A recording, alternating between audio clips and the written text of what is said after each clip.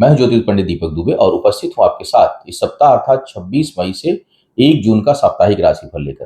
कैसा रहेगा यह सप्ताह, करेंगे इसके ऊपर चर्चा। नए दर्शकों को बता दूं कि जो है मेरा राशिफल होता है यह लग्न राशि पर आधारित होता है। इसके लिए आप चंद्र राशि, नामाक्षर या सूर्य राशि इत्यादि को आधार ना माने, बल्कि अपने लग्न राशि को आधार माने। दूसरा, यह बेहद सामान्य आधार पर होता है। आपको चाहिए कि कोई विशेष परिस्थिति हो तो आप अपनी कुंडली का विश्लेषण कराएं, उसके बाद किसी निष्कर्ष पर पहुंचें। जो लोग मुझसे परामर्श लेना चाहते हैं, मेरी वेबसाइट astrotips.in है, इसके माध्यम से आप मुझसे परामर्श ले सकते हैं। एक जो है वो बहुत शिकायत आप लोगों की आ रही है और मैं उस आपकी शिकायत से सहमत हूँ, क्योंकि 10-12 दिनों से इतनी अधिक व्यस्तता थी कि मैं जो बहुत महत्वपूर्ण गोचर हुए हैं 3, बृहस्पति के, राहु के और केतु के, उन पे राशिफल नहीं दे पाया हूँ। लेकिन कंटेंट तैयार है मेरा, मुझे टाइम शूटिंग का नहीं मिल पाया, तो विलंब के लिए क्षमा। और चूंकि ये 18 महीने और 1 साल रहने वाले हैं, तो इनका कोई वो अभी तुरंत कोई वो नहीं है कि मतलब तारीख बीत गई तो इसकी रेलिवेंसी खत्म हो गई। इस सप्ताह आप लोगों की सारी शिकायतें जो है वो मैं दूर कर देने वाला हूँ। ये सारे वीडियो आपको हमारे चैनल पे बहुत जल्द इस सप्ताह, यानी आज सोमवार को ये राशिफल दे रहा हूँ, शनिवार से पहले आपको उपलब्ध मिलेंगे। तो आप जो है वो इसके लिए मैं क्षमा भी चाहूँगा। आप लोगों को जो है वो कष्ट हो जाता है, भाई होना भी चाहिए, आप प्रतीक्षा रहती है, महत्वपूर्ण गोचर है। और इस पर मेरी बात जो लोग मुझे मानते हैं वो ढूंढ रहे होते हैं कि भाई चीज़ें आई नहीं टाइम पे। तो थोड़ा सा क्या है कि शूटिंग कोई और नहीं कर सकता, मुझे ही देना होता, और बहुत ज़बरदस्त व्यस्तता थी, तो इस कारण मैं उसको दे नहीं पाया। फिलहाल आइए सीधे राशिफल की बात करते हैं। आज जब मैं शूटिंग कर रहा हूँ इस समय, शाम के समय, तो शनि जयंती आज है, अमावस्या है। मैं भगवान शनिदेव से और भगवान शिव से प्रार्थना करूंगा कि आपके जीवन में कोई भी कष्ट हो वो दूर हो और सुख, शांति और समृद्धि बढ़े। एक प्रश्न बड़ा बढ़िया सा आया था, उसका उत्तर देके फिर मैं राशिफल प्रारंभ करता हूँ। बड़ा रिलीवेंट प्रश्न था, किसी ने डाला था कि शनि देव है या ग्रह है। तो हमारे में हमारे धर्मशास्त्र के हिसाब से ग्रहों की मान्यता ज्योतिष के अनुसार है। ज्योतिष की अगर हम बात करेंगे तो ग्रह हैं, जैसे सूर्य भी ग्रह है, देवता नहीं है, बृहस्पति भी ग्रह है, देवता नहीं है। लेकिन जब हम शास्त्र और धर्म की बात करते हैं तो सभी देवता हैं, ग्रह कोई भी नहीं है। ठीक है, क्योंकि तो इस बात को समझना होगा कि हम किस संदर्भ में बात करते हैं। तो शनि देव भी हैं, और जब हम एस्ट्रोलॉजिकल बात करेंगे तो ग्रह भी हैं। और सौर मंडल के एक प्रमुख ग्रह है ज्योतिषीय दृष्टिकोण से देखा जाए, खगोलीय दृष्टिकोण से देखा जाए तो। और जब हम पूजा पाठ की बात करते हैं तो देव हो जाते हैं। एक चीज और मैं बता दूं, बहुत छोटे शॉर्ट में बता दूं, कि ग्रह का एक अर्थ ग्रहण से भी लगाया जाता है, यानी ग्रहण करने वाला, लेने वाला। तो जो एनर्जी आपके अंदर लेने की क्षमता उत्पन्न करती है, किसी चीज को ग्राह्य करने की, तो वहां पे ग्रह की एनर्जी काम करती है। लेकिन जब देने की, देवता किसे कहते हैं, जो दे रहा हो, देने का जो सामर्थ्य रखता हो। तो इसीलिए कहा जाता है कि जब लोग 60-70 साल की उम्र पे हो जाते हैं, बुजुर्गावस्था में, वो देवतुल्य हो जाते हैं, क्योंकि उन्हें अब देना है, लेने की इच्छा समाप्त हो गई। तो इस दृष्टिकोण से देखा जाए तो ग्रह के अंदर लेने की भी इच्छा है और देने की भी इच्छा और सामर्थ्य है। देवता जो है उनको लेने की कोई इच्छा नहीं है, वो सिर्फ देते हैं, या तो आपसे आपको देंगे, लेने की उनकी कोई इच्छा नहीं है। लेकिन ग्रह ले सकता है, आपको कष्ट दे सकता है, बीमारी दे सकता है, क्योंकि एनर्जी का कॉम्बिनेशन है। तो इस पर बहुत चर्चा, तर्क वितर्क की जा सकती है। उसको छोड़ते हुए सारांश में ये समझिए कि जब आप ज्योतिषीय दृष्टिकोण से बात करेंगे तो चाहे सूर्य हो, बृहस्पति हो, चंद्रमा हो, केतु हो, राहु हो, शनि हो, बुध हो, गुरु हो, ये सभी ग्रह में आते हैं। राहु केतु के लिए जो है वो राक्षस की संज्ञा दी जाती है। बाकी जो है वो देवता की श्रेणी में आते हैं और उनकी देवता के स्वरूप ही पूजा की जाती है। तो इसको अब यहीं पर समाप्त करता हूँ कि शनि देव जो है वो देव भी हैं और ग्रह भी हैं। डिपेंड करता है कि आप किस संदर्भ में कब क्या बात कर रहे हैं। तो फिलहाल शनि जयंती है, तो शनि देव को प्रणाम करते हुए आगे हम बढ़ते हैं। अब सबसे पहले मेष वालों की बात किया जाए। मेष वालों के लिए पारिवारिक जीवन में काफी शुभता दिखाई दे रही है। धन समृद्धि में वृद्धि, अचानक धन लाभ का योग आपके लिए बन रहा है। वाणी बड़ी प्रभावशाली रहेगी। थोड़ा बहुत मन विचलित हो सकता है, लेकिन उसको आप नियंत्रित भी कर लेंगे। पारिवारिक जीवन में शुभता दिखाई दे रही है इस सप्ताह में। सप्ताह का अंतिम भाग विशेष करके जमीन जायदाद, भूमि, भवन, वाहन, प्रतिष्ठा और स्थानांतरण में भी शुभता दिखा रहा है। तो यह सप्ताह शुभ नजर आ रहा है और जमीन जायदाद से विशेष करके लाभ का योग आपके लिए बन रहा है। करीबी लोगों का सहयोग मिलेगा, मित्रों का आपको सहयोग मिलेगा और वाणी प्रभावशाली रहेगी। थोड़ा मन जो है कभी-कभी विचलित होगा जैसे मैंने कहा, लेकिन आप उसको सँभाल सकते हैं। विवाह इत्यादि के लिए भी समय उचित नहीं है। कार्य क्षेत्र में आपका प्रभाव और दबदबा बढ़ेगा। शत्रुओं के ऊपर विजय होगी। बौद्धिक क्षमता से आप वाद-विवाद से निकलने में समर्थ होंगे। तो सप्ताह कुछ मामलों में काफ़ी अच्छा दिखाई दे रहा है। संतान संबंधी कुछ मानसिक कष्ट या आघात कुछ लोगों को पहुँच सकता है। वृषभ वालों की बात करूँ तो मन बहुत प्रसन्न आपका रहने वाला है। कर्ज लेने से थोड़ा-सा बचिएगा उस और व्यसन से बचिएगा। मन प्रसन्न रहेगा लेकिन उत्साह में कई लोग अधिक व्यसन कर सकते हैं, उससे बचने की सलाह दी जाती है। इसके साथ-साथ अगर मैं देखूँ तो पराक्रम पुरुषार्थ में वृद्धि है आपके। सप्ताह के मध्य भाग में करीबी लोगों के ऊपर आपका धन खर्च हो, इसकी प्रबल संभावना बन रही है। वो चाहे मदद के रूप में हो, चाहे कर्ज के रूप में हो, चाहे उनके किसी काम में हो, लेकिन धन खर्च होने की संभावना करीबी लोगों के ऊपर बन रही है। सप्ताह का अंतिम भाग जो है वो भाई-बहनों का और मित्रों का खूब सहयोग मिलता हुआ दिखाई दे रहा है। भाग्य पक्ष जो है आपको सपोर्ट करेगी, इसलिए भाग्यवश रुके हुए कामों में वृद्धि होने की अच्छी संभावना है। वाणी प्रभावशाली है। शिक्षा प्रतियोगिता में सफलता के अच्छे आसार इस समय आपके लिए बन रहे हैं। पारिवारिक जीवन में थोड़ी बहुत उथल-पुथल और कार्य क्षेत्र में जो है वो षड्यंत्रों की संभावना शुरू हो जाएगी। वो और जब वीडियो दूँगा तो बताऊँगा, लेकिन चूँकि साप्ताहिक बता रहा हूँ तो उसमें कुछ जो संभावना है उसके ऊपर भी चर्चा करना आवश्यक है। अब बात करते हैं मिथुन वालों की। मिथुन वालों के लिए अगर मैं देखूँ तो यात्रा से थोड़ा-सा बचिएगा। यात्रा में धन खर्च, स्वास्थ्य की समस्या सप्ताह के पहले भाग में जो है वो बन रही है, तो इससे बचने की सलाह दी जाती है कि अति आवश्यक ना हो तो सप्ताह के पहले हिस्से में यात्रा ना करें। मध्य भाग अपने ऊपर, अपने स्वास्थ्य के ऊपर, अपने शौक के ऊपर, अपने घूमने फिरने के ऊपर जो है आपका धन खर्च हो, इसकी संभावना दर्शा रहा है। विवाह इत्यादि के जो लोग योग्य हैं उनके लिए इस समय प्रबल संभावना बनेगी। उसकी बातचीत भी सप्ताह के मध्य और अंतिम भाग में काफ़ी योगकारी हो रही है। सप्ताह का अंतिम भाग धन, पद, प्रतिष्ठा के लिए बहुत अच्छा है। अचानक धन लाभ की स्थिति बन रही है। कहीं रुके हुए कामों में तेज वृद्धि आपको देखने को मिलेगी। कार्य क्षेत्र में आपका दबदबा और जो प्रभाव है वो बनता हुआ दिखाई दे रहा है। भाग्य पक्ष थोड़ा उतार चढ़ाव रख सकती है, इसलिए केवल भाग्य भरोसे कोई काम करने से आप बचें। शत्रुओं से किसी वाद विवाद में दूर रहें। अनावश्यक की चीजों में उलझनों से बचें।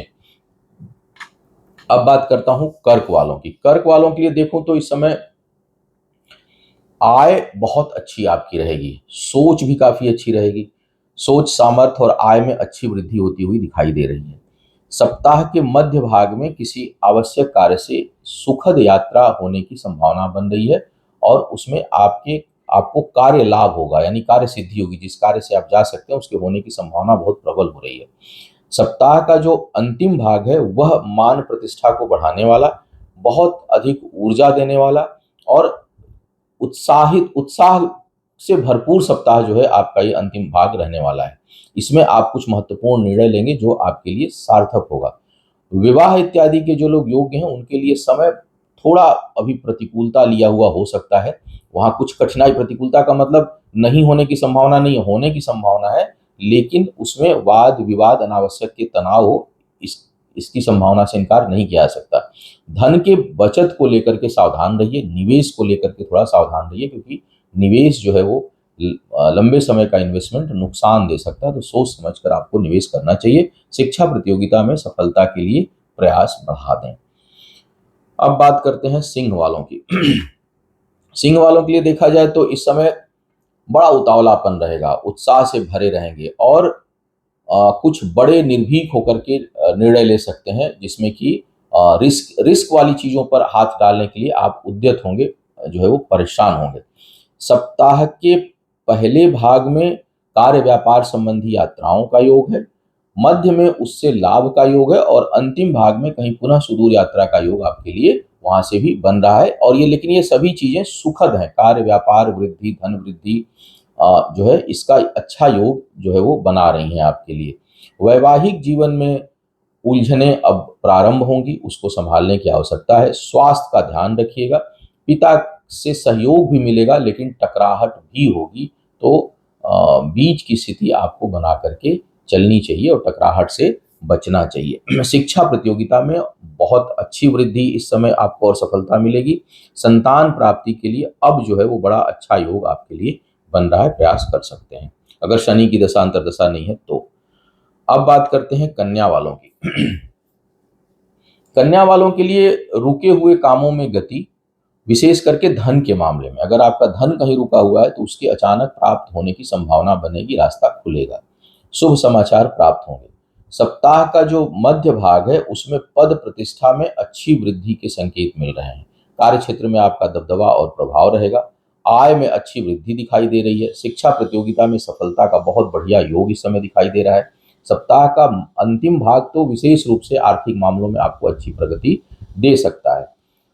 इसके साथ साथ अगर मैं देखूं तो आपके लिए आय बचत के लिए आप प्रयास करेंगे। कार्य क्षेत्र में बड़े और प्रभावशाली लोगों का आपको समर्थन मिलेगा। शत्रु बहुत खराब टकराएंगे, वहां पर आपको संभलने की आवश्यकता है। और वैवाहिक जीवन में तनाव, वैचारिक मतभेद या कोल्ड वार जिसको कहते हैं, शीत युद्ध टाइप की स्थिति उत्पन्न हो सकती है, तो वहां पर थोड़ा रिश्तों को संभालने की आवश्यकता होगी या उसमें ईमानदारी बरतने की आवश्यकता होगी, अगर मैं विशेष रूप से कहूँ तो। अब बात करता हूं तुला वालों की। तुला वालों के लिए सप्ताह के पहले भाग में थोड़ा पिता को कष्ट और कार्य क्षेत्र में अचानक कुछ कठिनाई या उतार चढ़ाव का योग बन रहा है। भावनात्मक कष्ट की भी संभावना सप्ताह के पहले हिस्से में आपके लिए उत्पन्न हो रही है। सप्ताह का मध्य भाग यदि प्रमोशन के लिए है तो वो आपके लिए अनुकूल नहीं है, क्योंकि योग बन रहा है, या तो चीजें होते होते रुकेंगी अगर मध्य भाग में डिसीजन होना है तो, या फिर आप जैसा चाह रहे थे वैसा नहीं मिलेगी। लेकिन अगर यही चीज सप्ताह के अंतिम भाग में चली जाती है तो आपके लिए पद प्रतिष्ठा में बहुत अच्छी वृद्धि के संकेत बनेंगे, अगर वो निर्णय सप्ताह के अंतिम भाग में होता है। कहीं इंटरव्यू देने जा रहे हैं, कहीं कोई प्रतियोगिता में भाग ले रहे हैं, तो प्रयास करें कि उसे सप्ताह के अंतिम भाग में करने का प्रयास आपको करना चाहिए। कर्ज से बचिए, क्योंकि इस समय कर्ज लेंगे उसे चुकाना बड़ा कठिन हो जाएगा। निर्णय शक्ति कमजोर हो रही है, मानसिक उलझन बढ़ेगी, गलत डिसीजन हो सकते हैं। इस कारण बेहतर होगा कि मन मस्तिष्क को शांत करके आप जो है वो महत्वपूर्ण निर्णय लें। घबराहट में या उतावलेपन में कोई डिसीजन ना लें, एंग्जाइटी में ना लें, अन्यथा वो परेशान करेगा। संतान के कारण मानसिक अशांति उत्पन्न हो सकती है या उससे वैचारिक मतभेद बहुत से लोगों के लिए उत्पन्न हो सकता है। अब बात करता हूं वृश्चिक वालों की।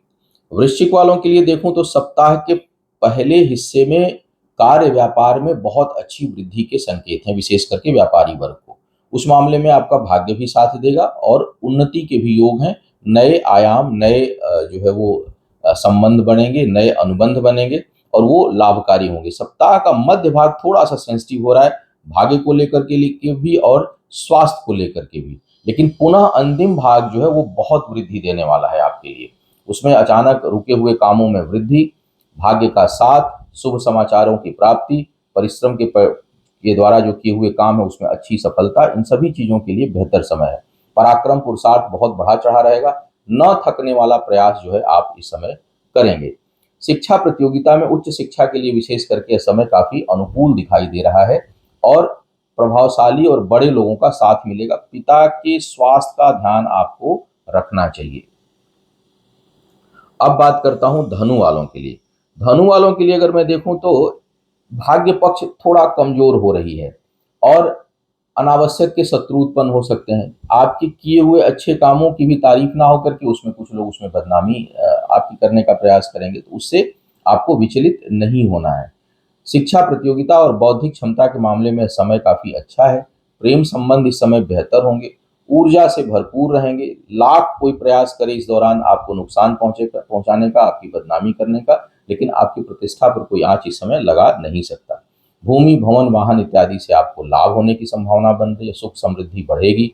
अगर मैं देखूं तो स्वास्थ्य के मामले में भी, अगर स्वास्थ्य भी खराब है तो उससे आपको थोड़ा इस समय राहत जो है वो मिलने की अच्छी संभावना दिखाई दे रही है। जो लोग नौकरी पेशा वाले हैं उनके लिए इस समय अगर कहीं इंटरव्यू है तो उसमें आपको सफलता के अच्छे आसार दिखाई दे रहे हैं। तो कुल मिलाकर के समय ठीक दिखाई दे रहा है। भाई बहनों या करीबी लोगों के कारण वैचारिक मतभेद या उनके जीवन में कोई उलझन उत्पन्न हो जो आपके बेहद करीबी हो, इसके संकेत सितारे दे रहे हैं। अब बात करते हैं मकर वालों को। मकर वालों को धन के मामले में बड़ी सावधानी रखनी चाहिए भाई। अब सोच समझ करके धन आपको खर्च करना चाहिए। हालांकि सप्ताह का जो पहला हिस्सा है वो प्रेम संबंधों को प्रगाढ़ करने वाला और व्यापार से संबंधित कुछ महत्वपूर्ण निर्णय लेने वाला है। सप्ताह का मध्य भाग वैवाहिक जीवन में कठिनाई और व्यापार में हानि का योग दिखाई दे रहा है, लेकिन पुनः सप्ताह का अंतिम भाग कार्य व्यापार में वृद्धि और स्थिरता लाने वाला है। यानी अब कोई उठा-पटक अगर अचानक बीच में आ गया, तो वो फिर सप्ताह के अंतिम भाग में आते-आते संभल जाए, इसकी संभावना है। सप्ताह के अंतिम भाग में जो लोग विवाह के योग्य हैं, उनके लिए बड़ा अच्छा समय बन रहा है, उसके लिए आप आगे बढ़ सकते हैं, बातचीत कर सकते हैं। शिक्षा प्रतियोगिता में सफलता के अच्छे आसार दिखाई दे रहे हैं। कार्य क्षेत्र में आपको उन्नति मिलेगी। केवल निवेश के मामले में सोच समझ कर निर्णय लें, क्योंकि वो सेक्शन ठीक नहीं दिखाई दे रहा है। आपके पराक्रम और पुरुषार्थ में वृद्धि होती दिखाई दे रही है। पारिवारिक जीवन में विशेष करके पैतृक संपत्ति के मामले में किसी विवाद में इस समय ना पड़े तो आपके लिए अच्छा रहेगा। अब बात करते हैं कुंभ वालों के लिए। कुंभ वालों के लिए थोड़ा मानसिक उलझन इस समय परेशान आपको कर सकती है। घर परिवार के कार्य व्यापार से संबंधित कर्ज इत्यादि लेने की संभावना बनेगी। हालांकि अ, परिवार के लोगों का, विशेष करके माता का सहयोग आशीर्वाद आपको विशेष रूप से इस समय प्राप्त होगा। घर के लोगों का भी आपको सहयोग आपके कामों में रहेगा, लेकिन व्यक्तिगत रूप से चीजें परेशान करने वाली आपके लिए हो सकती हैं, तो थोड़ा मन को शांत और स्थिर रखने का आपको प्रयास करना चाहिए। सप्ताह का मध्य भाग शिक्षा प्रतियोगिता में सफलता आपको दे सकता है और उससे संबंधित कार्यों में आप व्यस्त हो सकते हैं। और सप्ताह का अंतिम भाग जो है, वो ऋण, रोग और शत्रु तीनों से बचने की सलाह दूंगा। कहीं कोई वाद विवाद हो रहा है, दूर रहिए। कर्ज लेने की स्थिति बन रही है, मत लीजिए। और स्वास्थ्य का विशेष ध्यान रखिए, क्योंकि अगर इस दौरान कोई चीज हुई तो बड़ी तेजी से और बड़ा आकार लेगी, जिसको संभालना बाद में मुश्किल हो जाएगा। निर्णय शक्ति थोड़ी कमजोर हो रही है। आपको चाहिए कि आप मेडिटेशन इत्यादि को बढ़ा दें। वैवाहिक जीवन में भी कुछ न कुछ आपको मानसिक परेशानियों का सामना करना पड़ सकता है। तो कुल मिला के कुंभ वालों के लिए समय बहुत अच्छा नहीं दिखाई दे रहा है सप्ताह। बात करते हैं मीन वालों की।